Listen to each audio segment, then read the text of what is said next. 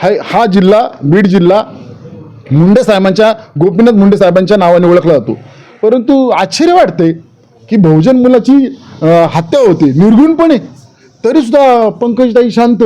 सगळ्यात मोठी आश्चर्य याच पंकजताई ज्यावेळेस त्यांना आमदारकीला त्या पडल्या होत्या, ज्यावेळेस त्यांना आमदारकी मिळत नव्हती 5 वर्ष, त्यांना मंत्रिपद नव्हतं, सत्ता नव्हती, त्यावेळेस ते प्रत्येक वेळेस बोलत होते की सत्ता मिळाली पाहिजे, आमदारकी मिळाली पाहिजे. मग आता तुमच्याच जिल्ह्यातील एक बहुजनांचा जीव गेलेला आहे, तुम्ही शांत का? बोललं पाहिजे, तुम्ही बोला. आम्ही तुम्हाला विनंती करतोय तुम्ही बोला म्हणून.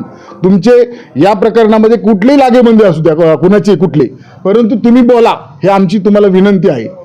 आम्ही तुम्हाला एक नेता म्हणून बीड जिल्ह्याचं बघतो, तुम्ही महिला आहे, त्यामुळे आम्ही तुम्हाला मागणी करतो की तुम्ही जाऊन भेटा. देश विदेशातील प्रत्येक घडामोडींचे लाईव्ह अपडेट मिळवण्यासाठी आता साम टीव्हीच्या सर्व सोशल मीडिया प्लॅटफॉर्मला लाईक, फॉलो आणि सबस्क्राईब करा. तसंच सर्व नोटिफिकेशनसाठी बेल आयकॉन प्रेस करायला विसरू नका.